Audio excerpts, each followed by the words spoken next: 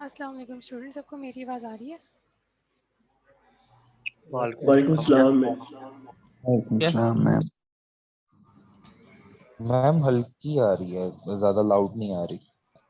बाकी सबको भी हल्की आ रही है? No ma'am. नहीं मैम सही आ रही है। बच्चे वो ना आप अपना स्पीकर जो है ना लैपटॉप का जिस पर भी उसको उसकी वॉल्यूम हाई कर लो। अगर नहीं होता उससे भी तो ना एक आपको DFX प्लेयर मिलता है, वो आप डाउनलोड करके इंस्टॉल करो, उससे भी ना आपकी वॉल्यूम जो है वो बूस्ट हो जाती है।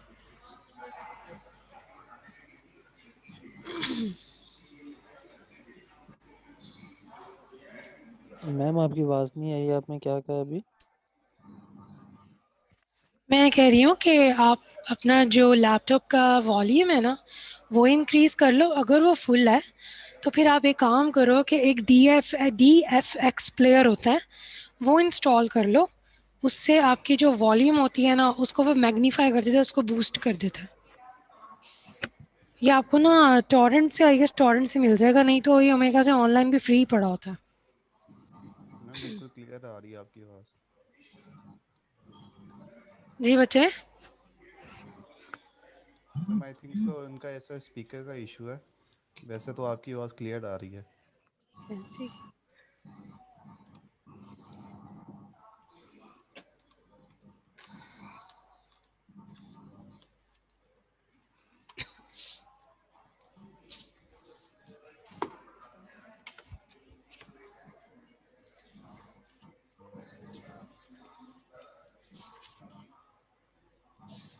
जी बच्चों, हम बिग डेटा के बारे में पढ़े थे और हम बॉब वाले एग्जांपल कर रहे थे।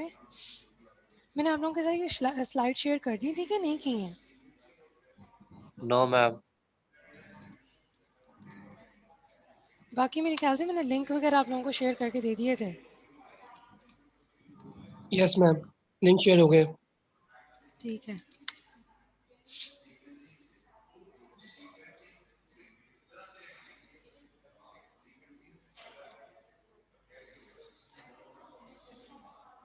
ये मैं आप लोगों के साथ ना ये मटेरियल का फ़ोल्डर है। मटेरियल के फ़ोल्डर के अंदर मैं सारी चीज़ें आप लोगों की ऐड करूँगी, ठीक है? इसमें एक फ़ोल्डर बना रही हूँ जिसका नाम होगा स्लाइड्स, और इसी के अंदर मैं आपकी सारी की सारी फाइल्स जो है ना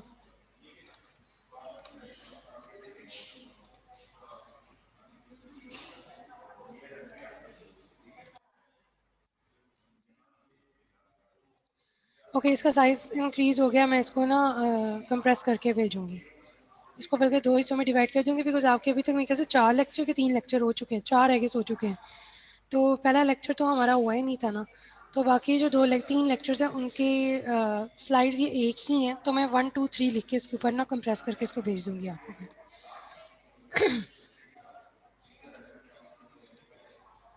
एक्सक्यूज मी मैम। मैम जी वीडियो लेक्चर वीडियोस कब मिल सकती हैं, इसकी रिकॉर्डिंग्स कब मिल सकती हैं? बच्चे, वो मैंने अपलोड कर दिए हैं, देखें। Thank you. वीक 1 के अंदर ये लेक्चर 2 है, इस पर क्लिक करोगे ना तो आपको एक लिंक खुल जाएगा और इसके नीचे ये पासकोड है। पहले इस पासकोड को कॉपी कर लेना, फिर इस पर क्लिक ओके मैम। करोगे तो आपको ना वही लेक्चर ओपन हो जाएगा। फिर वो पूछेगा कि पासकोड रिक्वायर्ड, जो कॉपी किया वो इसमें पेस्ट करना, आपकी एक्सेस हो जाएगी। मैं थैंक यू। इसी तरीके से कर रही हूँ। वीक 1 में चूँकि हमारा लेक्चर 2 हुआ है तो बस वही है। वीक 2 के अंदर अब हमारे 2 लेक्चर्स होंगे, एक लेक्चर 3 और एक आज का लेक्चर होगा लेक्चर 4। Okay ma'am.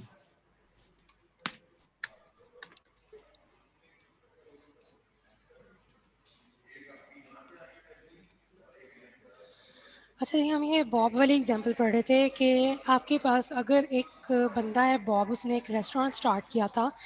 उसने एक ऑर्डर्स लेना शुरू कर दिए, एक वेटर रखा, एक कुक रखा और एक उसके पास फूड शेल्फ थी जहाँ से कुक को एक्सेस थी कि वो जो भी मटेरियल्स को रिक्वायर्ड होता था उस फूड शेल्फ के अंदर से ले लेता था और उसको फिर प्रोसेस करता था, यानी कि उसको कुक करता था और फिर ऑर्डर दे देता था बना के। लेकिन क्या होता था कि वो 1 घंटे में सिर्फ और सिर्फ 2 ऑर्डर्स तैयार कर सकता था। और फिर उसके बाद बॉब ने क्या किया, उसने कहा ये तो बहुत कम मुझे मुनाफा हो रहा है, तो उसने ना ऑनलाइन ऑर्डर्स भी लेने शुरू कर दिए। और उसने कुक को कहा कि 10 ऑर्डर 1 घंटे में तैयार करो। कुक कहता है ये तो मेरे लिए पॉसिबल ही नहीं है कि मैं 10 घंटे के अंदर इतनी चीज़ें तैयार कैसे करूं, मेरे लिए इसको प्रोसेस करना ही मुश्किल है। तो अगर आप इस बॉब और कुक वाली एग्जांपल को ट्रेडिशनल सिस्टम में लो, तो इसी तरीके से हम कहेंगे कि आपके पास अगर डेटा ज़्यादा आ रहा है फ्रॉम अदर रिसोर्सेज, डेटा ज़्यादा आ रहा है, तो बॉब जो है उस सॉरी बॉब कह रही हूँ, जो आपके पास ट्रेडिशनल कंप्यूटिंग सिस्टम है उसमें इतनी प्रोसेसिंग पावर नहीं होती कि वो आपके इतने बल्क डेटा को प्रोसेस कर सके। ठीक है, तो ये बॉब और कुक वाली एग्जांपल हमारे लिए सबसे बेहतरीन है इसको रिप्रेजेंट करने के लिए, क्योंकि आपका सोशल मीडिया इतना डेटा प्रोड्यूस कर रहा होता है कि उस सारे के सारे डेटा को प्रोसेस करना is impossible with one system और वन ट्रेडिशनल सिस्टम ओनली। फिर उसने क्या किया बॉब ने कहा अच्छा चलो अगर नहीं हैंडल हो रहा तो मैं ऐसा करता हूँ कि कुक ज़्यादा रख लेता हूँ। उसने कुक ज़्यादा कर दिए, अभी ये वाली एग्जांपल नहीं, उसने क्या किया, उसने कुक ज़्यादा कर दिए और फूड शेल्फ एक ही रखी। अगर आपके पास एक ही फूड शेल्फ है जिसके अंदर से सारी की सारी चीज़ें लेनी है, कुक तो ज़्यादा हो गए हैं, लेकिन अगर एक कुक एक फूड शेल्फ में से चीज़ें निकाल रहा है तो दूसरा कुक आकर उसमें से चीज़ें नहीं निकाल सकता, उसको वेट करना पड़ेगा। तो इस वेटिंग टाइम की वजह से बहुत ज़्यादा बॉटलनेक, बहुत ज़्यादा कंजेशन शुरू हो गई थी क्रिएट होने। फिर बॉब ने इसका हल ये निकाला कि हम ऐसा करते हैं एक अलग अलग फूड शेल्फ दे देते हैं जिसके अंदर सिमिलर चीज़ें पड़ी होंगी, और जो मैंने कुक रखे हैं उन सबको हर किसी को एक एक शेल्फ असाइन कर देता हूँ। और जो कुक मैंने रखे हैं और वो बजाय कि एक एक सिंगल सिंगल टास्क परफॉर्म करें, वो एक टास्क को मल्टीपल चीज़ों में डिवाइड कर लें, और एक जो लास्ट या 2 कुक होंगे हमारे पास लास्ट में, वो जो हमारे पास मटेरियल आ रहा होगा जो जो कि डिवाइडेड था उसको असेंबल करके फिर आगे कस्टमर को प्रोवाइड करें। तो जैसे कि एक कुक है वो एक मीट तैयार कर रहा है, बल्कि 2 कुक हैं जो कि मीट तैयार कर रहे हैं, 2 कुक हैं जो सॉस तैयार कर रहे हैं, और आपके पास 2 कुक हैं जो आगे बैठे हैं और वो उस मीट और सॉस को कंबाइन करके आगे वेटर को दे रहे हैं कि जाओ कस्टमर को पकड़ा दो। ठीक है, तो इस तरीके से हमारा काम भी आसान हो गया और हर कोई खुश भी हो गया और कस्टमर की सेटिस्फेक्शन भी हमें अचीव हो गई। और आपके पास जो फूड शेल्फ थी वो भी डिस्ट्रीब्यूटेड थी, यानी रेप्लिकेटेड थी, हर किसी की अपनी अपनी फूड शेल्फ थी। तो अगर हम इसी स्ट्रक्चर को लेके चलें, तो अगर आपके पास मल्टीपल सीपीयूज होंगे और अगर एक ही डेटाबेस या डेटा वेयर हाउसिंग होगा, तो आपके एक सीपीयू को वेट करना पड़ेगा जब तक दूसरा सीपीयू उस डेटा वेयर हाउसिंग में से जो उसने प्रोसेसिंग या डेटा गेट करना है जब तक वो नहीं कर लेता, तब तक बाकी सबको इंतज़ार करना पड़ेगा। तो इसके लिए फिर हमें चाहिए थी मल्टीपल प्रोसेसिंग, कि आपके पास एक टास्क को मतलब मज़ीद टास्क में डिवाइड किया जाए और सारे के सारे अपना अपना काम प्रोसेस कर रहे हों, और उसके बाद आपके पास रिज़ल्ट जो है वो असेंबल होकर प्रोड्यूस हो जाए। जो हमारे पास इस तरह की सिचुएशन आती है बिग डेटा में या किसी भी चीज़ में, उसको हम कहते हैं मैप रिड्यूस। यानी कि आप डेटा लेते हो, उसको डिवाइड करते हो, उसको डिवाइड करने के बाद सबको प्रोसेस करते हो एट अ टाइम, और उसके बाद आप उसको एक बंदे को दे देते हो जो कि उसको असेंबल करता है। जो असेंबलिंग का काम होता है उसको कहते हैं रिड्यूस, और जो आप ब्रेक डाउन करके उसको प्रोसेस कर रहे हो तो उसको हम कहते हैं मैप। सो आपके पास मैप रिड्यूस के थ्रू फाइनल प्रोडक्ट आप बना लेते हो और वो ईजिली बना लेते हो। तो हदूप का जो आर्किटेक्चर है वो इसी स्ट्रैटेजी को फॉलो करता है। एक्चुअली मैम मैं आपको दोबारा एक्सप्लेन कर सकती हैं कि मैं आप किस चीज़ को? किसको कहते हैं जी जी मैं आपको जी जी, आपके पास डिस्ट्रीब्यूटेड इन्वायरमेंट में डेटा पड़ा हुआ है, उस डेटा को गेट किया, उसको आपने पैरेलल प्रोसेस किया, बट किस तरह से उस टास्क को, स्पेसिफिक टास्क को आपने मल्टीपल चीज़ों में डिवाइड कर दिया। जैसे कि आपके सामने बॉब की एग्जांपल है, आपके पास शेफ़ जो है 2 मीट तैयार कर रहे हैं, 2 सॉस तैयार कर रहे हैं, ठीक है। तो वो एक ही टास्क पे काम रहा है लेकिन उसको डिवाइड कर लिया गया है और उसकी प्रोसेसिंग इकट्ठी हो रही है। उसके बाद आपके पास ये तो हो गया आपका मैप, ठीक है। आपने क्या किया, डिवाइड कर लिया टास्क को और उस पर काम शुरू कर दिया। उसके बाद जो वो डिवाइडेड टास्क था उसको अब आपने आपस में इकट्ठा जोड़ना है, ठीक है। तो उसके लिए यहाँ पे 2 शेफ़ बैठे हैं जो कि आपका मीट और सॉस आती है उसको कंबाइन करके एक एक टास्क, एक ऑर्डर पूरा कंप्लीट कर देते हैं। तो इस चीज़ को हम कहते हैं रिड्यूस, यानी पहले डिवाइड करो देन उसके बाद उसको रिड्यूस कर दो, यानी उसको जोड़ दो, उसको कंबाइन कर दो। तो इस स्ट्रैटेजी को हम कहते हैं मैप रिड्यूस, जो कि आपका हदूप यूज़ करता है। एक चीज़ को डिवाइड करना, सॉल्व करना, देन उसके बाद दोबारा से मर्ज कर देना। आप कह लो डिवाइड एंड कॉन्कर की स्ट्रैटेजी होती है ये।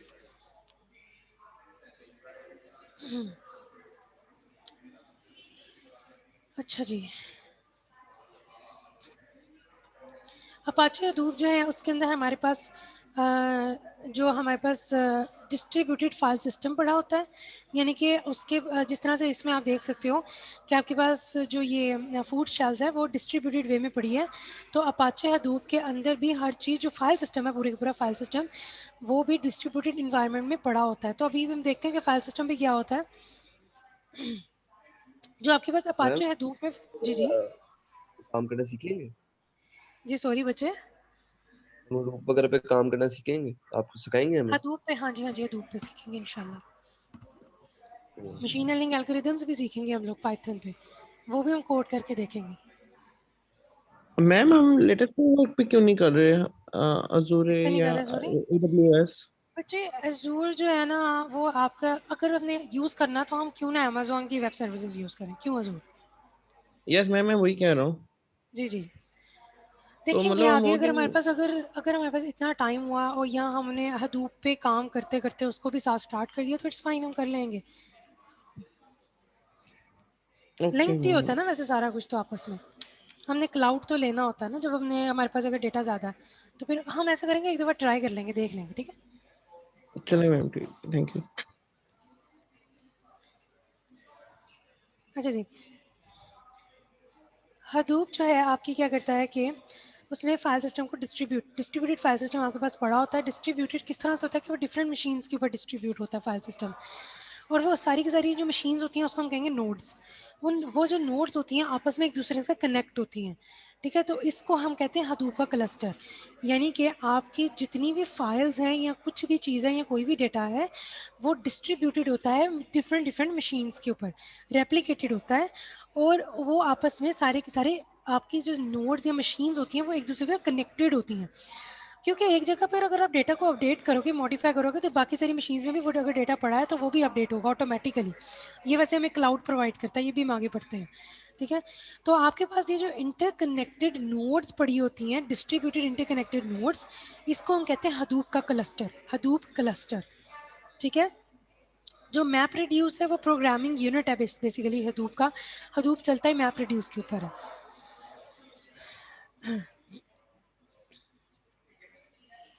अच्छा जी, हदूप का आर्किटेक्चर अब हम थोड़ा सा देख लेते हैं जो कि हमने देखना था। हदूप का जो आर्किटेक्चर होता है ना वो होता है मास्टर स्लेव आर्किटेक्चर। एक मास्टर होता है। अब इसमें सबसे बड़ी एग्जांपल जो लेते हैं, आपके पास एक प्रोजेक्ट मैनेजर है।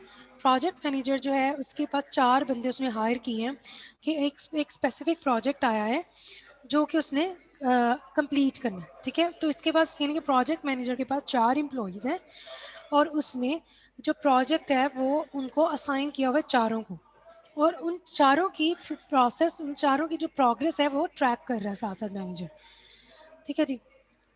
अब सपोज करते हैं कि प्रोजेक्ट मैनेजर को इस दफ़ा 4 प्रोजेक्ट मिल गए और उसने क्या किया है कि एक एक प्रोजेक्ट हर हर एम्प्लॉय को दे दिया है। यानी कि वैसे नॉर्मली तो प्रोजेक्ट मैनेजर क्या करते हैं, एक टास्क या एक प्रोजेक्ट आता है उसको डिवाइड करता है, लेकिन हम यहाँ पे अज्यूम करें कि आपके पास 4 प्रोजेक्ट्स आए हैं तो वो 4 एम्प्लॉयज़ के अंदर डिवाइडेड है, ठीक है। एक प्रोजेक्ट जो है वो जॉन में, ए प्रोजेक्ट जो है वो जॉन में है, जॉन को दिया गया है, जेम्स को बी प्रोजेक्ट दिया गया है, बॉब को सी प्रोजेक्ट दिया गया है, एलिस को डी प्रोजेक्ट दिया गया है, ठीक है जी। अच्छा, अब उसने एकदम से बॉब कहता है, बॉब जो एम्प्लॉई है प्रोजेक्ट मैनेजर का, वो कहता है कि मैं बीमार हूँ, मुझे छुट्टियाँ चाहिए। उसने कर दिया अप्लाइड फॉर लीव। अब वो कहता है कि मैं काम भी नहीं कर सकता। तो अब ये एक प्रॉब्लम हमारे लिए, बल्कि प्रोजेक्ट मैनेजर के लिए क्रिएट हो गई है कि वो डेडलाइन को मीट नहीं कर सकेगा अगर बॉब ने काम छोड़ दिया, बिकॉज बॉब अगर लीव पे चला गया तो जो प्रोजेक्ट सी है वो कंप्लीट नहीं हो सकेगा। तो ये हमारे लिए काम सही नहीं हुआ, ठीक है। अब प्रोजेक्ट मैनेजर पे क्या करता है, प्रोजेक्ट मैनेजर एम्प्लॉयज़ को पूछता है जाके, जैसे उसने सबसे पहले जाके पूछा कि क्या आप, जेम्स को पूछा क्या आप प्रोजेक्ट सी कर सकते हो, जेम्स ने कहा no no no no no, मैं नहीं कर सकता। ये चले, प्रोजेक्ट मैनेजर ने जाके जॉन से पूछा कि क्या आप सी प्रोजेक्ट कर सकते हो, जॉन कहता नहीं मैं नहीं कर सकता, मेरे लिए और मुझे ऑलरेडी ये प्रोजेक्ट मिला जो कि बहुत मेरे लिए ओवरलोडेड है। प्रोजेक्ट मैनेजर ने देखा तो इस तरह तो कोई नहीं मान रहा, तो उसने कहा चलो मैं ना कोई एक इनको ना थोड़ा सा लालच वगैरह देता हूँ। उसने कहा कि मैं आपको ज़्यादा पे करूँगा, इसके अलावा आपकी जो प्रोफाइल है वो अपग्रेड हो जाएगी, आपको मैं प्रमोशन भी दे दूंगा, और ये जो आप सी प्रोजेक्ट करोगे वो आपकी सीवी में भी रिफ्लेक्ट होगा। तो जॉन ने सोचा कि अगर मुझे ये चीज़ें मिल रही हैं तो मैं क्यों ना प्रोजेक्ट सी कर लूँ, ये तो मेरे फ़ायदे में रहेगा। तो इस तरीके से जॉन ने सी प्रोजेक्ट ले लिया। अब उसने प्रोजेक्ट मैनेजर ने देखा कि अगर मैं इस तरीके से बात कहूँ, इसने तो सी प्रोजेक्ट ले लिया, ये कर देगा, लेकिन अगर इनमें से कोई एक बीमार हो गया, फिर इसने भी लीव ले ली, तो फिर मैं क्या करूँगा। प्रोजेक्ट मैनेजर इस टाइम जेम्स के पास गया। उसने कहा कि क्या तुम डी प्रोजेक्ट कर सकते हो, क्योंकि दूसरा एम्प्लॉय जो है वो बीमार है, या उसने कुछ भी नहीं बल्कि ऐसे कहा, उसने कहा कि क्या आप डी प्रोजेक्ट कर सकते हो, मैं आपको इस तरह पे करूँगा, ये रिफ्लेक्ट भी होगा। जबकि डी प्रोजेक्ट तो वो एलिस कर रही थी, बट वो फिर भी जेम्स के पास गया। उसने कहा नहीं, डी प्रोजेक्ट कर सकते हो। फिर जेम्स भी मान गया, ओके कहता वो भी कर लेगा। फिर वो एलिस के पास गया। एलिस को कहता क्या तुम ये प्रोजेक्ट कर सकती हो। एलिस ने कहा ओके फाइन। और अगर बॉब भी उधर मौजूद था, बॉब आ गया था अगर इनकेस, अब अस्यूम करते हैं कि बॉब जो था वो छुट्टियां पे नहीं गया था, वो सिनेरियो को थोड़ा सा हम डिस्कार्ड कर देते हैं। तो बॉब के पास वो गया, बॉब को कहता है कि आप क्या बी प्रोजेक्ट कर सकते हो। बॉब कहते हो ओके फाइन। तो इस तरीके से देखो कि जॉन जो है वो भी ए सी प्रोजेक्ट कर रहा है, अब जेम्स जो है वो बी डी प्रोजेक्ट कर रहा है, एलिस जो है वो डी ए प्रोजेक्ट कर रही है, यानी कि सारे प्रोजेक्ट एक एक दफ़ा मज़ीद डुप्लीकेट हो रहे हैं, और बॉब सी और बी भी कर रहा है। तो प्रोजेक्ट मैनेजर ने ये एक क्लेवर थिंकिंग की कि अगर मैं इन सब से दो दो प्रोजेक्ट करवा लेता हूँ, तो इन केस अगर कोई एक बंदा छोड़ के चला जाता है, या बीमार हो जाता है, या कुछ मसला हो जाता है, तो एटलीस्ट मेरे पास उसका बैकअप होगा, मैं अपनी डेडलाइन को ईजिली मीट कर सकूँगा। ये जो मास्टर स्लेव का सिनेरियो है ना, ये जो मास्टर स्लेव का आर्किटेक्चर है, ये यूज़ करता है हडूप। हडूप आपकी डिफरेंट डिफरेंट कॉपीज़ रेप्लिकेट बना लेता है, कॉपीज़ बना लेता है, ताकि अगर एक जगह से उसका बैकअप, एक जगह से नोड ख़राब हो जाती है तो उसका बैकअप दूसरी नोड में मौजूद हो। ठीक है जी। तो आपके पास एक मास्टर नोड होती है, और बाकी उसके पास स्लेव नोड्स होती हैं। जैसे यहाँ पे project manager is a master, बाकी जो एम्प्लॉयज़ हैं वो उसके स्लेव्स हैं। तो इस तरीके से हडूप का आर्किटेक्चर काम करता है। एक मास्टर नोड होती है, और बाकी सारी नोड्स होती हैं जो से कनेक्टेड होती हैं, वो सारी स्लेव नोड्स होती हैं। हडूप के क्लस्टर की बात कर रही हूँ मैं। ठीक है। तो एक जो सारी बात है, एक आपके पास मास्टर नोड होगी, उसके थ्रू आप चेंजेस वगैरह कर सकते हो बाकी स्लेव नोड्स के अंदर भी। अगर आपने कोई डेटा को भी मॉडिफाई करना है, तो मास्टर नोड में चेंज कर दो, बाकी सारी नोड्स में ऑटोमेटिकली चेंज हो जाएगा। हम हडूप को मज़ीद आगे एक्सपैंड करके भी देखेंगे। अभी हम क्लाउड कंप्यूटिंग की तरफ आते हैं, बिकॉज आपका सारा काम जो है, ये सारी का सारा हडूप का क्लस्टर जो है, बेसिकली सारा डेटा जो स्टोर कर रहा होता है वो क्लाउड के ऊपर हो रहा होता है। तो हम क्लाउड को भी थोड़ा सा ओवरव्यू में देख लेते हैं कि क्लाउड होता क्या है।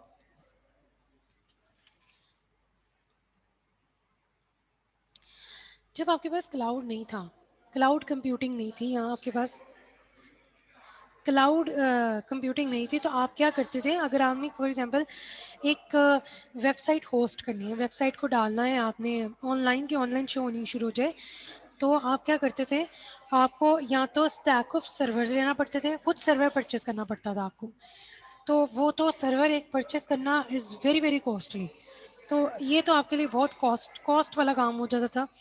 अच्छा, अगर आप फॉर एग्जांपल एक सर्वर ले लेते हो, तो फिर आप क्या करते थे कि अब उसके ऊपर अगर ट्रैफिक ज़्यादा आनी शुरू हो जाए, जैसे कि हमारे यूएमटी या दूसरे यूनिवर्सिटीज़ में जब आप फ्लैक्स यूज़ कर रहे होते हो, फास्ट में फ्लैक्स होता है, यूएमटी में क्या होता है मुझे नहीं पता। यूएमटी में एलएमएस नहीं, एलएमएस पे रजिस्ट्रेशन तो नहीं होती आपकी।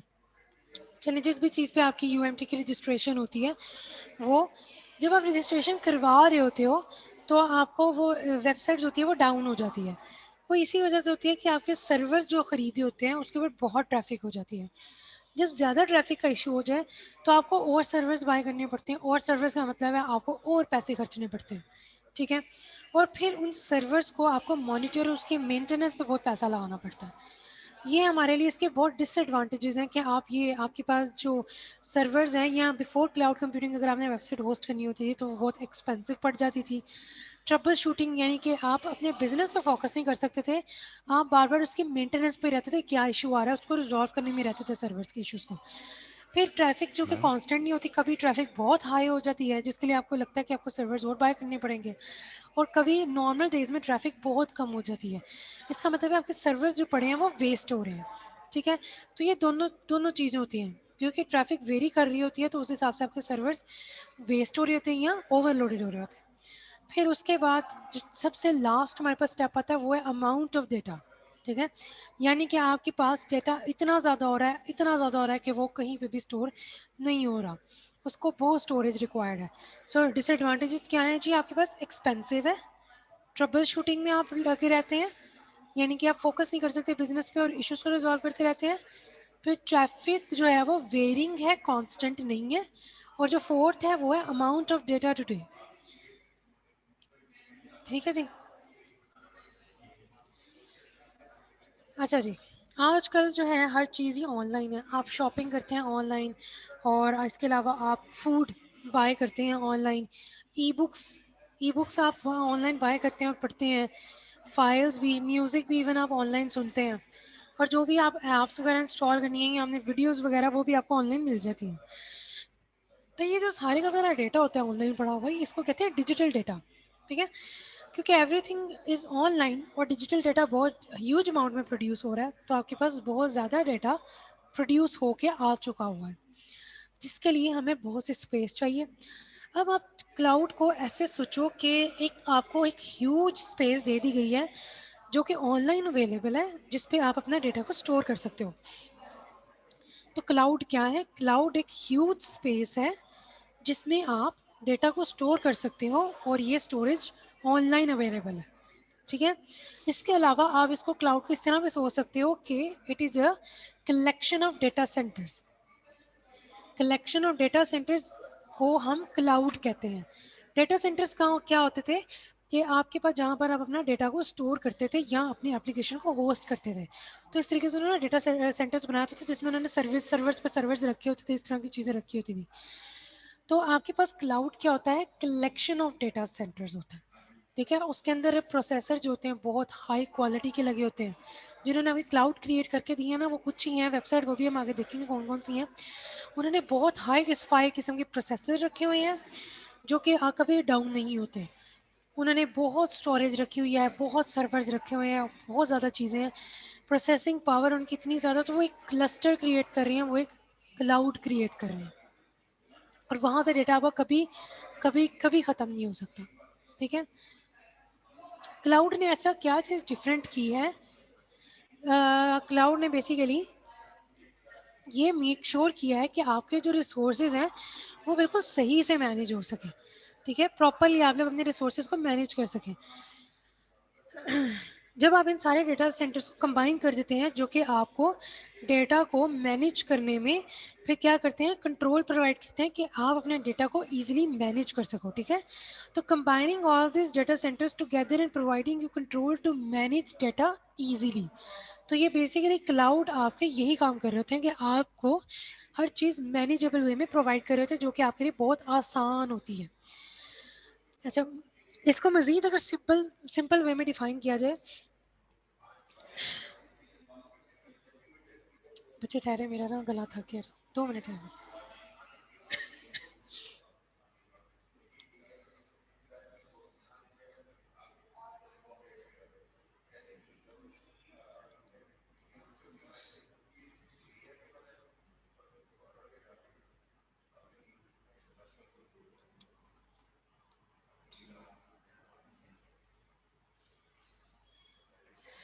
अच्छा जी, अब आप सोचें कि एक ग्रुप ऑफ पीपल है या ऑर्गेनाइजेशन है जिसने सर्वर्स और स्टोरेज की स्पेसेस, सर्वर्स और बाकी जो भी उनका चीज़ें थी वो उन्होंने परचेज़ की हैं, और उनका अपना एक नेटवर्क चैनल भी है, ठीक है। ये एक आपके पास ग्रुप ऑफ पीपल या ऑर्गेनाइजेशन है जिन्होंने ये 3-4 चीज़ें इकट्ठी ले ली हैं, सर्वर्स, स्टोरेज स्पेस और उनका अपना नेटवर्क चैनल है।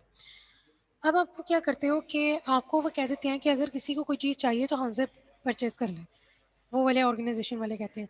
आप जाते हैं, आप क्या करते हैं कि ये रिसोर्सेज आपको जितनी अमाउंट में चाहिए आप वो परचेज़ कर लेते हैं, हायर कर लेते हैं, बेसिकली आप उसका किराया देते हैं, हर ईयरली किराया देते हैं उस चीज़ का, ठीक है। तो आप जिस तरह क्लाउड का आप लोग हर मंथली नहीं बल्कि आप लोग एनुअली उसको उसको पे करते हो।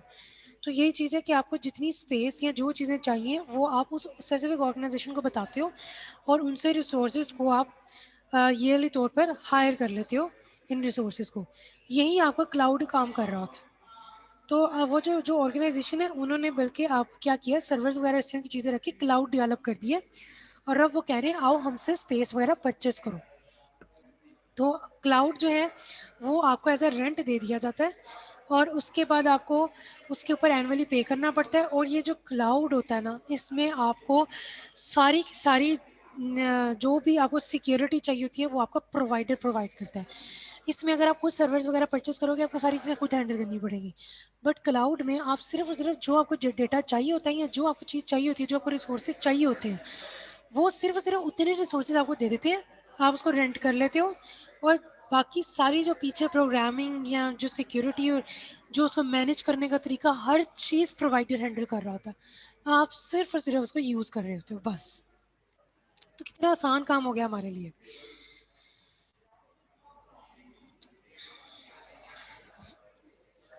तो क्लाउड कंप्यूटिंग क्या है?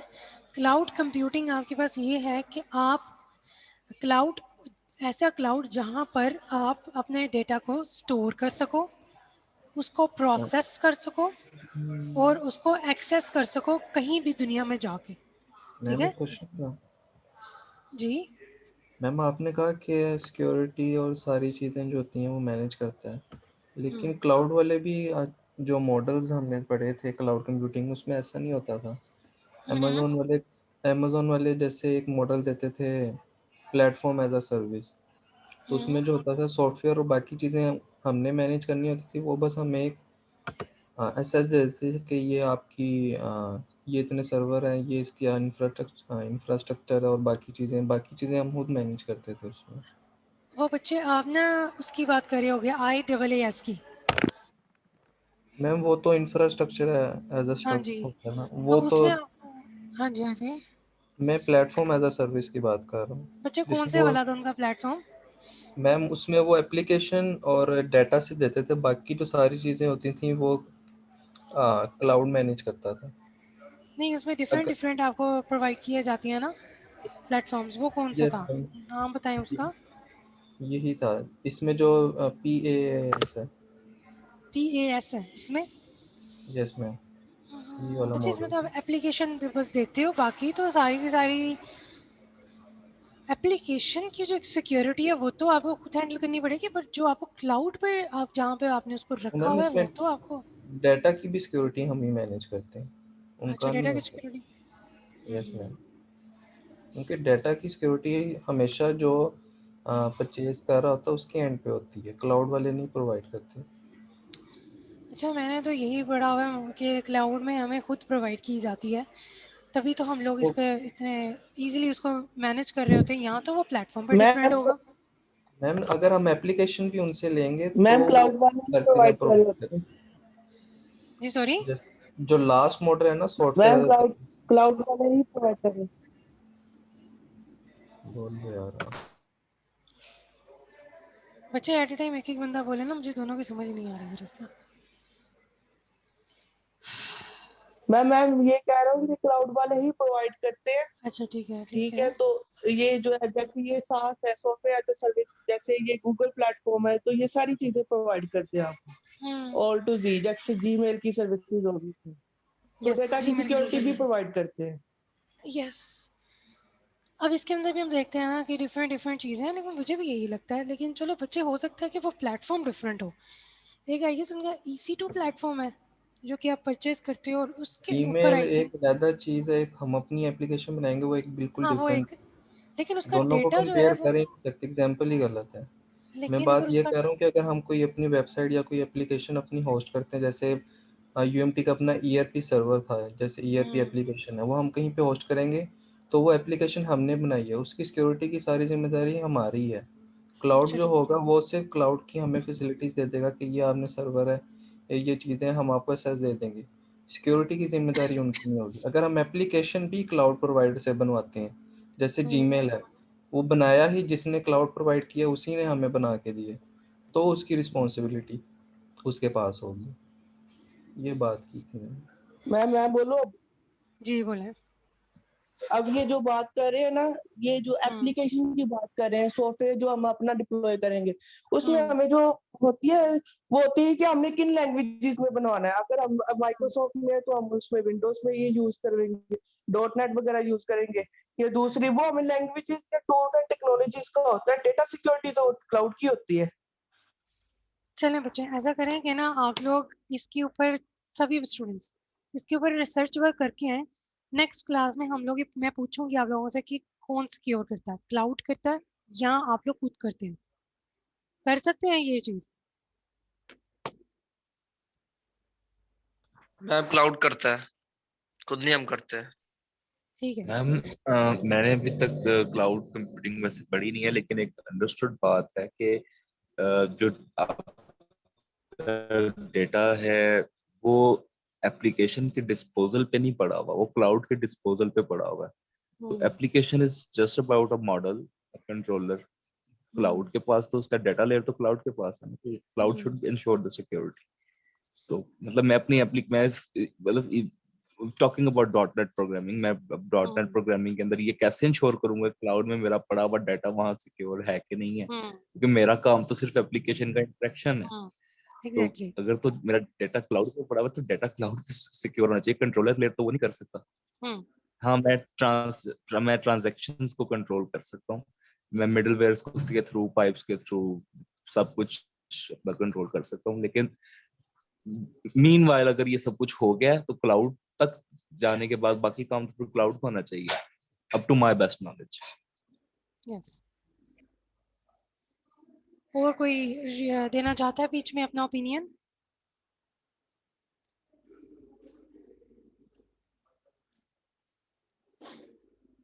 अच्छा जी बच्चों, जहाँ तक मेरा नॉलेज है, जहाँ तक मैंने पढ़ा है, हर चीज़ सिक्योरिटी जो है वो डेटा आपका क्लाउड ही प्रोवाइड कर रहा होता है डेटा की।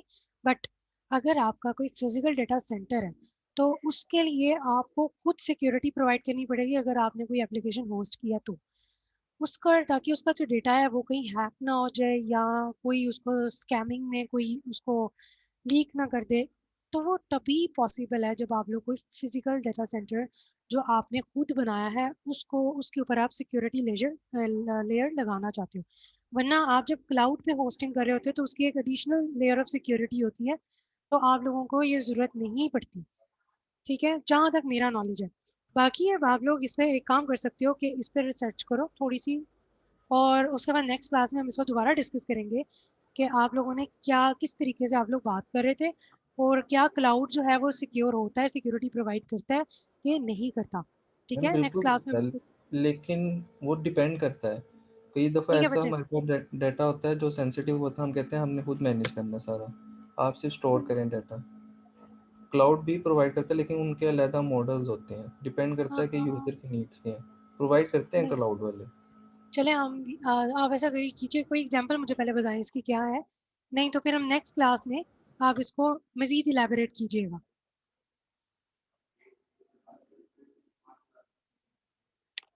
मैं वही सर के नोट्स ही देख रहा हूँ जिसमें सर ने हमें ये सारी चीज़ें बताई थी। सर आसिफ सुबहानी ने क्लाउड कंप्यूटिंग पढ़ाई थी, उन्होंने सारी चीज़ें क्लियर की थी। जी बच्चे। और सर ने हमें रीज़न भी बताई थी कि हम क्लाउड कंप्यूटिंग में क्यों नहीं शिफ्ट हुए थे, हमने अपना डाटा सेंटर क्यों बनाया था, इसी यही रीज़न थी। अच्छा बच्चे, एक ना जो आपका डेटा क्लाउड कंप्यूटिंग में भी आपको प्राइवेट, पब्लिक और हाइब्रिड डेटा प्रोवाइड किया जाता है। तो क्लाउड प्रोवाइड किए जाते हैं बेसिकली। कोई हाइब्रिड होता है, कोई आपका पब्लिक क्लाउड होता है, कोई आपका प्राइवेट क्लाउड होता है। चलिए खैर, हम आगे चलते हैं। इस चीज़ को हम नेक्स्ट क्लास में डिस्कस करेंगे, सब के सब अपना अपनी रिसर्च वर्क करके आएंगे और फिर मैं उसके बाद आप सबके ओपिनियंस लूँगी। मैम एक छोटा सा सिनेरियो है, हम्म। लेट्स सपोज मैं मेरी एक एप्लीकेशन नहीं है, मैं थर्ड पार्टी, मैं कंज्यूमर हूँ, और एप्लीकेशन फेसबुक है जो बनी हुई है, और फेसबुक का एक क्लाउड स्टोरेज है लेट्स सपोज, और फेसबुक मुझे अलाउ करता है कि मैं अपनी इमेजेस या मैं अपना कोई भी डाटा क्लाउड पे, फेसबुक एक एग्जांपल है, कोई भी इस तरह की एक ऐप मैं सर्विस यूज कर रहा हूँ, तो अब क्या मैं उस सर्विस से ये कहूँ कि जी आप मुझे एक अलाउ करें कि मैं एक पेनिट्रेट कर सकता हूँ आपकी डिप्लॉयमेंट एंड पे, ताकि मैं अपनी मर्जी से अपनी सिक्योरिटी इंश्योर करूँ, you just provide me the storage. तो मैम ऐसा तो नहीं ना हो सकता। एग्जैक्टली। कि मैं आप फेसबुक को जस्ट कहूँ कि आप मुझे पहले अपनी फेसबुक की सोर्स फाइल दें, मैं सोर्स फाइल के अंदर थोड़ी सी चेंजिंग्स करना चाह रहा हूँ अपने डाटा को इंश्योर करने के लिए, क्योंकि आपकी डाटा लेयर मुझे ख्याल से सिक्योर नहीं है। तो आप छोड़ें अपना 2 step verification, I need to do it myself. बच्चे असल में क्लाउड पे आए ही इसी वजह से थे, ताकि हमें कुछ चीज़ हैंडल ना करनी पड़े। जस्ट पे करो, जो रिसोर्सेज को यूज़ करना है जस्ट उसको यूज़ करो। हम लोग शिफ्ट इसीलिए हुए थे क्लाउड के ऊपर। अगर हमने बाकी काम भी खुद ही करने हैं तो हम अपना क्यों ना बना लें हर चीज़।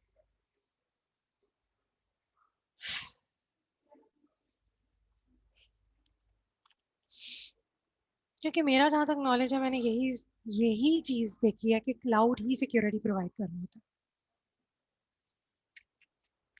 ऑर्गेनाइजेशन इसके ऊपर वापस जिस सर्विसेज देती हैं, आपने उन सर्विसेज को परचेज करना होता है बस। अच्छा जी, बेनिफिट्स इसके क्या हैं जी? आपके पास कॉस्ट मैनेजमेंट है, यानी इकोनॉमिकल है। इसके अलावा आपने अगर कोई डिप्लॉय करनी है कोई चीज़, उसके लिए आपको कम टाइम चाहिए होता है। ठीक है जी। उसके अलावा आपको ये स्केलिंग प्रोवाइड करता है, ये रिलायबल है, और इसके अलावा आपको हार्डवेयर इनकी ऑन नहीं करते। आपको या सिर्फ और सिर्फ स्पेसिफिक रिसोर्स जो आप ले रहे हो उसको उसको आपने हायर करना पड़ता है। आप उसको हायर करते हो रिसोर्सेज को, और उसके बाद आप उसको एनुअली पे करते रहते हो। तो आपको किसी चीज़ को मैनेज करने की ज़रूरत ही नहीं है इसके अंदर। जस्ट आपने परचेस करना है, अपना काम करना है, उसको कंज्यूम करना है, दैट्स ऑल। आपके पास आके आते हैं जिस कुछ सर्विस मॉडल्स आते हैं। पहला जो सर्विस मॉडल है आपके पास है वो है कि सॉफ्टवेयर एज अ सर्विस। वो क्या करता है जी? सॉफ्टवेयर एज अ सर्विस, इसमें आपके पास क्लाउड जो प्रोवाइडर होता है वो आपकी एप्लीकेशन जो है वो अपने क्लाइंट को, जो उनकी सर्विसेज है वो अपने क्लाइंट को दे रहा होता है। तो यानी कि आपको इसमें ना अपग्रेडिंग करनी पड़ती है, ना इसमें आपको हार्डवेयर की कॉस्ट लगती है। सिर्फ और सिर्फ आपको इसमें चीज़ों को कंज्यूम करना होता है जो आपने जिस मकसद के लिए वो चीज़ें हायर की हैं। परचेज भी नहीं की, हायर की हैं। जैसे कि आपका जो है salesforce.com आपको क्या प्रोवाइड करता है? कस्टमर रिलेशन मैनेजर है, वो ना क्लाउड इंफ्रास्ट्रक्चर के ऊपर ये चीज़ पड़ी हुई है, ठीक है। और ये क्लाइंट्स को जो है ये प्रोवाइड करता है, ये इंफ्रास्ट्रक्चर प्रोवाइड करता है, और उसके बाद एनुअली इनको चार्ज कर रहा होता है। लेकिन इसका जो सॉफ्टवेयर है और ये जो बाकी सारी चीज़ें हैं वो कौन कौन सी ऑर्गेनाइजेशन ओन करती है? वो है आपकी salesforce.com। बस आप इसको, अगर आपको इसमें से कस्टमर रिलेशन मैनेजमेंट के लिए कोई चीज़ दरकार है, कोई चीज़ रिक्वायर्ड है, तो आप क्या करते हो? इनसे जस्ट पे करके इनसे ये चीज़ लेते हो और इसको यूटिलाइज करते हो। और जब आपकी यूटिलाइजेशन अगर आपकी फॉर एग्जाम्पल खत्म होगी, आपको इसकी मज़ीद ज़रूरत नहीं रही, या आप टोटली बिजनेस अपना साइड पे कर रहे हो, आप किसी और चीज़ पे शिफ्ट हो रहे हो, तो आप उनसे वो चीज़ खत्म कर सकते हो। इस तरह आपका नुकसान कोई नहीं होता।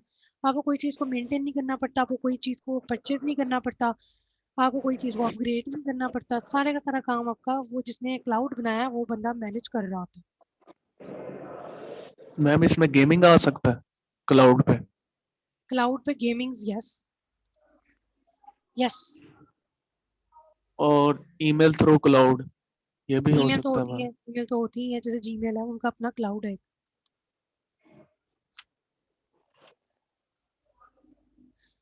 फिर जो हमारे पास दूसरा सर्विस मॉडल आता है वो हमारे पास है जी platform as a service. Platform as a service model. आप अगर तो अपनी खुद की एप्लीकेशन बनाते हो, तो जैसे कि आपके पास एक गूगल ऐप इंजन है, आप अपनी एप्लीकेशन बनाते हो गूगल ऐप इंजन पे। आप जाके क्या करते हो कि अपनी एप्लीकेशन बनाने के बाद इसको गूगल ऐप इंजन पर डाल देते हो, ठीक है जी। वो गूगल ऐप इंजन जो है वो इसको सारे का सारा कुछ सारी चीज़ें हैंडल कर रहा होता है। Everything was handling by Google, क्योंकि गूगल के साथ अब इनका खुद का क्लाउड अटैच्ड है। तो आप इस तरीके से सारी की सारी चीज़ों को मैनेज कर सकते हो।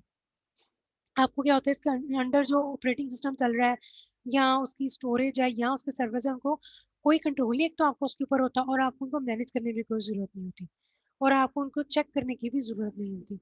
ये सारे के सारे आपको क्लाउड प्रोवाइडर ही प्रोवाइड कर रहा होता है कस्टमर को, कि आपने सर जस्ट एप्लीकेशन बनानी है, उसको डिप्लॉय करना है, ठीक है। जो भी आपने C++ या जावा या कोई भी लैंग्वेज के थ्रू आपने कोई भी एप्लीकेशन क्रिएट की है, जस्ट आपने वो क्रिएट करनी है। और उसके बाद जो क्लाउड प्रोवाइडर ने आपको एप्लीकेशन होस्ट करने के लिए प्लेटफॉर्म दिया हुआ है ना, आपने उसके ऊपर उसको डाल देना, होस्ट कर देना। मैम प्लेटफॉर्म में डेटाबेस आ सकता है जो एसक्यूएल या हमें लोकल होस्ट प्रोवाइड करता है PHP MyAdmin? आ सकते हैं। सबसे बड़ी एग्जांपल इसकी वो गूगल ऐप इंजन है। अच्छा जी, उसके बाद आता है जी infrastructure as a service. IaaS, इसमें क्या होता है जी बस वर्चुअल मशीन जो हम क्रिएट करते हैं, जी सॉरी वर्चुअल मशीन मैम जो हम हाँ जी क्रिएट हाँ जी हाँ करते जी हैं हाँ जी अपने वो इसमें आता है। कंप्यूटर पे। इसमें आपको वो ऑपरेटिंग सिस्टम तक की एक्सेस दे रहा होता है। वो क्या कर रहा होता है बेसिकली आपको अंडरलाइंग स्ट्रक्चर प्रोवाइड कर रहा होता है किसके जो नीचे स्ट्रक्चर मौजूद है वो किस तरह का है, क्या क्या चीज़ें हैं, ठीक है। काफ़ी हद तक ये आपको चीज़ें दिखा रहा होता है बट कुछ चीज़ें आपकी एक्सेस में अभी भी नहीं है। वो आपको कहता है कि ऑपरेटिंग सिस्टम चूज़ कर लो, आप लोग चूज़ कर लेते हो। फिर वो कहता है कि आप जो एप्लीकेशन आपने डिज़ाइन करनी है वो डिज़ाइन कर लो, ठीक है जी। फॉर एग्जांपल आपके पास कार के पार्ट्स हैं, ठीक है, कार है आपके पास, उसके पार्ट्स हैं कुछ, आप उस कार के पार्ट्स को फिक्स करते हो, असेंबल करते हो और उसके बाद उसको यूज़ करना शुरू कर देते हो। जस्ट आपको कार के पार्ट्स दे दिए जाते हैं, बाकी सारे का सारा स्ट्रक्चर वगैरह एंड एवरीथिंग वो आप लोग उसका कर देते हो। आपके पास कार का बॉक्स भी प्रोवाइड किया जाता है, उसको जस्ट हमने असेंबल करना है, उसको फिक्स करना है और उसको अपने इस्तेमाल में ले आना है, ठीक है जी। ये पे क्या कर रहे होते हैं IaaS इंफ्रास्ट्रक्चर एज सर्विस कि प्रोवाइड कर रहे होते हैं आपको virtualised computing resources over the internet.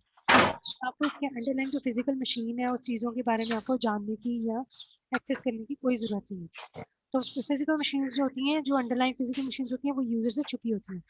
अब इसके लिए सबसे बड़ी जो चीज़ आपको एग्जांपल है वो यहाँ पर है कि आपके पास जो अगर आप SaaS की बात करो तो उसके अंदर क्या चीज़ है कि आपको सिर्फ और सिर्फ डेटा जो है वो आप मैनेज कर रहे होते हो, बाकी ओवरऑल जितनी चीज़ें applications run time middleware operating system virtualisation server storage and networking, ये सारी जो चीज़ें हैं ये आपका वेंडर मैनेज कर रहा होता है। हर चीज़ आपके वेंडर के पास होती है, सिर्फ डेटा आपका होता है। फिर अगर आप उसके अंदर प्लेटफॉर्म एज अ सर्विस के अंदर आ जाओ तो उसमें डेटा और एप्लीकेशन आपकी होती है,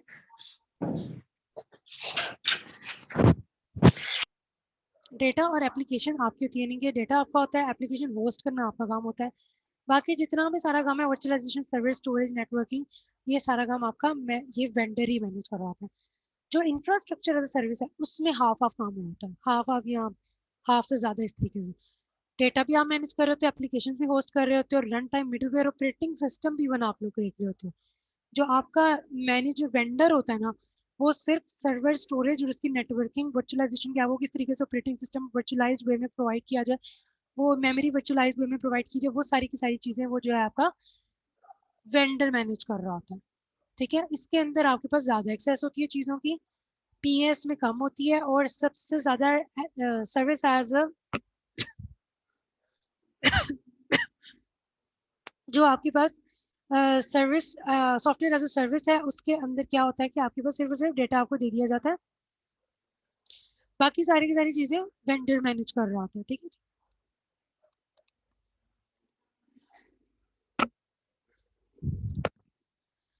अच्छा जी, अब आपके पास इसकी एक और छोटी सी एग्जांपल कर लो कि अगर आप कहते हो जी कि सबसे पहले बात करते हैं हम लोग सॉफ्टवेयर एज अ सर्विस में कि अगर आप कहते हो कि मुझे पिज़्ज़ा खाना है तो सिंपली आप पिज़्ज़ा को ऑनलाइन ऑर्डर करते हो और उसके बाद उसको कंज्यूम कर लेते हो। ये है आपकी software as a service. Pizza को ऑर्डर किया और उसको कंज्यूम कर लिया। उसके बाद आती है जी प्लेटफॉर्म एज अ सर्विस। इसको आप किस तरह से लेते हो कि पिज़्ज़ा अगर आपको खाना है, आप क्या करते हो, पहले होटल में जाते हो, वहाँ पे जो उनका इंफ्रास्ट्रक्चर होता है जैसे कि टेबल पड़े हैं, चेयर पड़ी है, आप उसके ऊपर जाते हो, बैठते हो और फिर पिज़्ज़ा को कंज्यूम करते हो। ये आपका हो गया जी प्लेटफॉर्म एज अ सर्विस। और इंफ्रास्ट्रक्चर एज अ सर्विस के लिए क्या करते हो आप खुद अपना पहले इंफ्रास्ट्रक्चर लेते हो, यानी कि पिज़्ज़ा को बनाने का तरीका, रॉ मटेरियल, एवरीथिंग परचेस करते हो, उसको बेक करते हो पिज़्ज़ा को, ठीक है। पिज़्ज़ा का आप देख लेते हो स्ट्रक्चर कैसा है, उसको आप बेक करते हो, ठीक है जी। आपको इंफ्रास्ट्रक्चर चूंकि मिल चुका है तो आपको बेकिंग का काम आसान हो गया, बेक करते हो और उसके बाद बेक करने के बाद आप उसको कंज्यूम करते हो। तो ये एग्जांपल आती है पिज़्ज़ास की इन आपके पास 3 सर्विस मॉडल्स के ऊपर, ठीक है जी। पिज़्ज़ा को ऑनलाइन ऑर्डर करना, कंज्यूम करना, देन होटल में जाना, पिज़्ज़ा को बैठ के उधर टेबल चेयर पे खाना, पिज़्ज़ा को इंफ्रास्ट्रक्चर मिल गया, उसको खुद बेक करके फिर खुद ही खा लेना।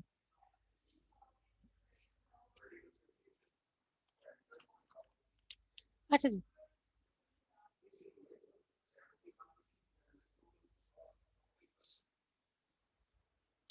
आपके पास अब के टाइप्स होती हैं क्लाउड कंप्यूटिंग की कुछ। एक होता है आपका पब्लिक क्लाउड दे दिया जाता है, एक प्राइवेट क्लाउड होता है, एक हाइब्रिड क्लाउड, तो सारा मैनेज आपका वेंडर ही कर रहा होता है, remember this, okay. Public cloud में क्या होता है कि ये अवेलेबल होता है टू एवरीवन, ठीक है। Computing infrastructure is hosted at vendors premises, ठीक है जी, ये हर किसी को अवेलेबल होता है। सर्विस प्रोवाइडर क्या कर रहा होता है, सब सर्विसेज खुद प्रोवाइड करके देता है। वेंडर जो होता है ना, हर चीज वेंडर के एंड पर हो रही होती है, हर चीज वेंडर होस्ट कर रहा होता है, everything is handling by vendor public cloud के अंदर, ठीक है जी। अब क्या करते हैं कि सर्विस प्रोवाइडर क्या करते हैं, सब सर्विसेज प्रोवाइड कर रहा होता है, क्या कर रहा होता है कि all over the public through the internet, ठीक है। आपको क्या करना है, सिर्फ सिर्फ इसको क्लाउड को रेंट करना है, दैट्स ऑल। और क्लाउड को रेंट करना आपके लिए बहुत इजी है और इनएक्सपेंसिव है। इसके अलावा इसमें वेस्टेज भी कोई नहीं होती, जितनी चीज़ रिक्वायर्ड होती है उतनी आप ले लेते हो। उसके बाद आती है जी हमारे पास प्राइवेट क्लाउड। प्राइवेट क्लाउड क्या करता है कि ये ऑफर करता है अपनी सर्विसेज को लिमिटेड नंबर ऑफ पीपल, ठीक है।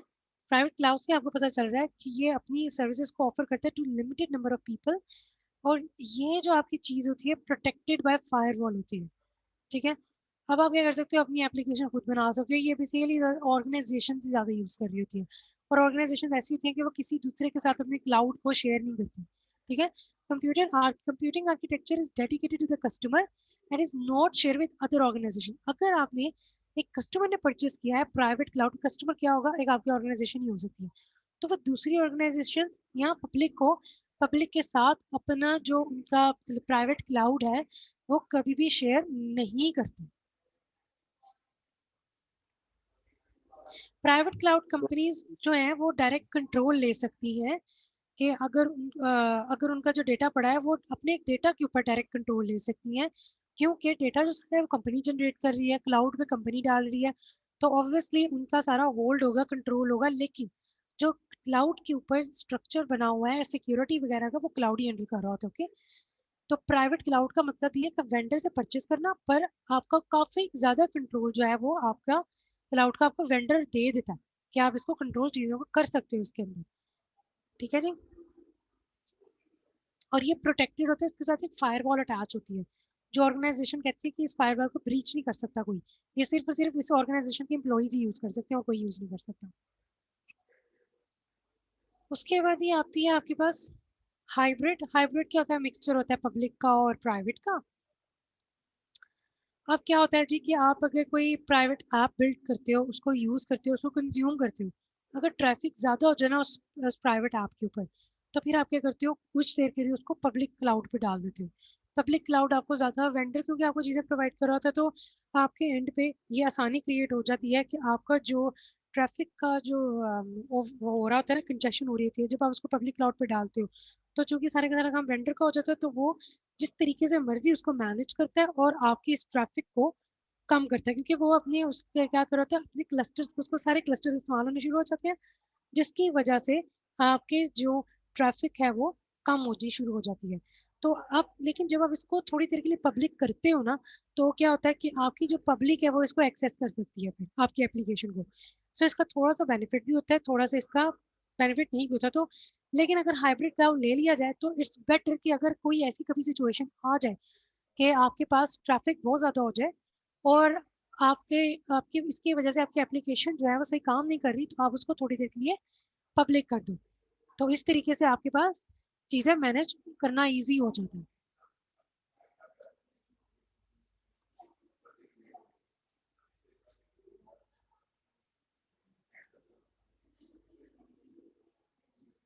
थोड़ा सा हम देख लेते हैं आगे फाइल सिस्टम के बारे में। फाइल सिस्टम क्या होता है,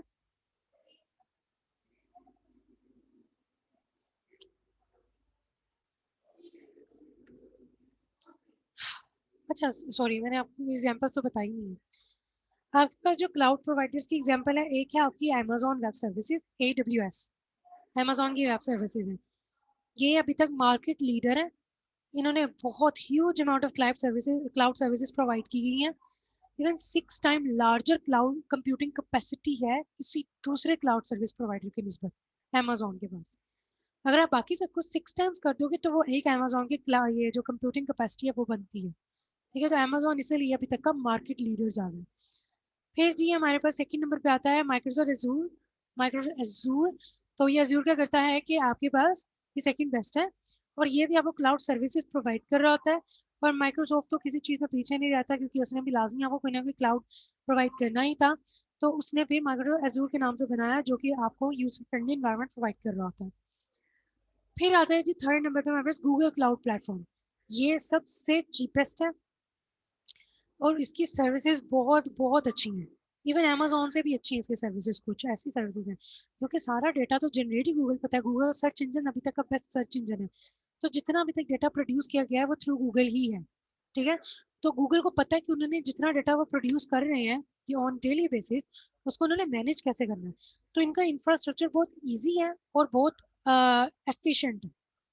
लेकिन सर्विसेज और कंप्यूटिंग कैपेसिटी अभी तक अमेजोन की बेस्ट है। बट आपके पास जो गूगल क्लाउड प्लेटफॉर्म है ये बेशक कंप्यूटिंग कैपेसिटी के लिहाज से अमेजोन से पीछे है, बट इंफ्रास्ट्रक्चर इनका बहुत अच्छा है। और कुछ सर्विसेज इनकी ऐसी हैं जो कि अमेजोन से भी अच्छी हैं, और क्योंकि इनका सर्च इंजन बेस्ट था जिसकी वजह से उनको पता है कि डेटा को हमने किस तरह डील करना है, तो ये बहुत एफिशिएंट है। इसके अलावा आपको IBM भी प्रोवाइड करता है कुछ क्लाउड वगैरह की चीज़ें। सबसे बड़ी एग्जांपल आपके पास आती है नेटफ्लिक्स की। नेटफ्लिक्स जो है वो यूज़ कर रहा है अमेजोन का क्लाउड सर्वर। आपके पास इतनी season movies and everything generate हो रही हैं, बन रही हैं और वो नेटफ्लिक्स पे जा रही हैं, हर कोई देखता है नेटफ्लिक्स। तो वो सारे का सारा जितना भी अपना डेटा है ना वो डाल रही है अमेजोन की क्लाउड सर्वर के ऊपर, क्योंकि उनका एक तो हमने देखा नेटफ्लिक्स कितनी फास्टली एंड एवरीथिंग हर चीज़ को कितनी जल्दी एक्सेसिबल कर लेता है। तो वो अमेजोन का ही क्लाउड सर्विस यूज़ कर रहा है, because Amazon cloud server is the best cloud server for computing capacity. और आपके पास एक और है कोरा, एक वेबसाइट है जिसपे आप क्वेश्चंस पूछते हो और वो आपको रिप्लाई कर रहे होते हैं, ये भी क्लाउड सर्विसेज यूज़ कर रहे हैं।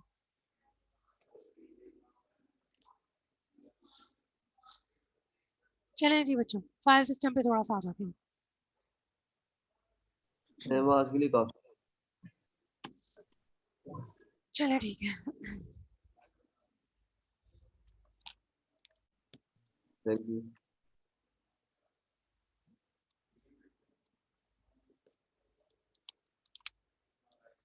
अगर कोशिश मैं करूँगी मैंने इस वीक कोई ना कोई असाइनमेंट आपको दे दूँ, और असाइनमेंट जो होगी वो मैं नॉर्मली आपको दूँगी रिसर्च पेपर बेस्ड होगी, और उस रिसर्च पेपर की आपने समरी वगैरह लिखनी होगी, ठीक है। वो मैं आपको सारी डिटेल बता दूँगी, 1 या 2 रिसर्च पेपर दूँगी, तो उसकी आपने समरी लिखनी होगी और समरी सबमिट करानी होगी फिर आपने। और समरी जो होगी वो 1 पेज से ज़्यादा ना हो। सारी कंडीशन मैं आपको मेंशन कर दूँगी। जी sorry,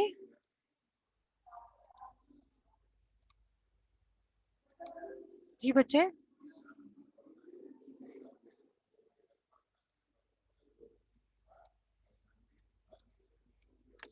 Abbas, present. Abdul Wajid, yes ma'am. Abu Bakar, yes ma'am. Ali bin Asghar, Ali Hamza, present.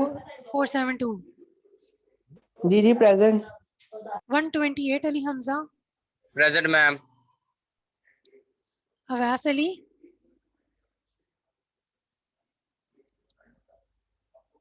Humble, humble, ma'am humble उस दिन का आया था हाँ जी हाँ ऑफिस जी में आप मुझे याद आ गया। नहीं। Hamza Ali, Hamza Ali, Hasan Bhatt, present ma'am. Hasan Raza, present ma'am. Hunaid, present ma'am. Hunaid, Mohsin, present ma'am. Mubashshir,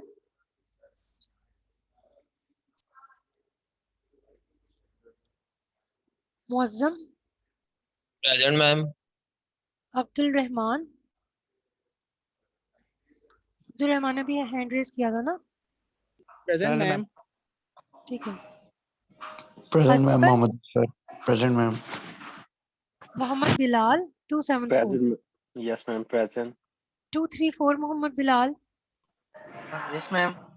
Mohammad Bilal Habshi, yes ma'am. Mohammad Bilal इसरार,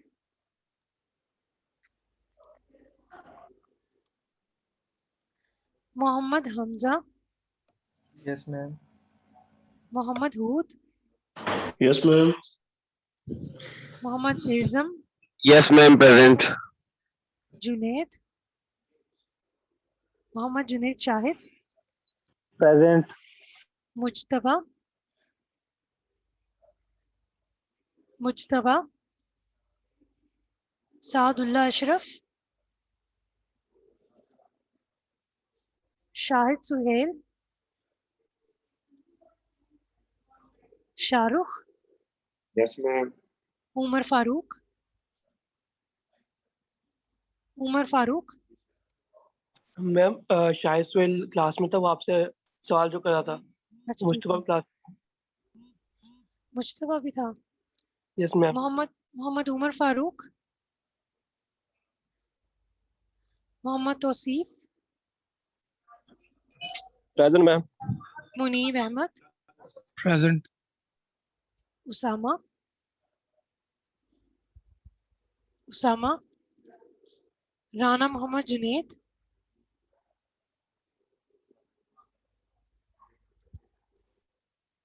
Saud, Yes, ma'am. Sufiyan, Yes, ma'am. Syed Aqib Hussain, Yes, ma'am. Syed Iqbal Hussain, ma'am present. Syed Mujtaba Ali, Mujtaba, Waleed Razzaq,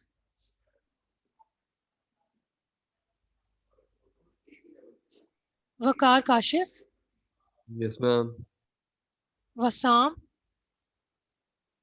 Present, ma'am. Zain, present ma'am. Zuhaib. Yes, ma'am. अच्छा जी, एब्सेंटी सुन लें। वलीद, सैयद मुज्तबा, राना मोहम्मद उमर फारूक। जी जी, राना मोहम्मद जुनेद,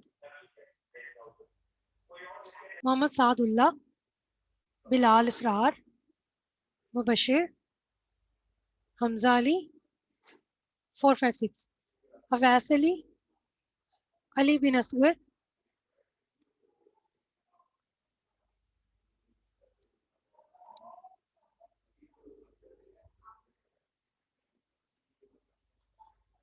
चलें ठीक है। Thank you so much students, Allah हाफिज। वापस ma'am.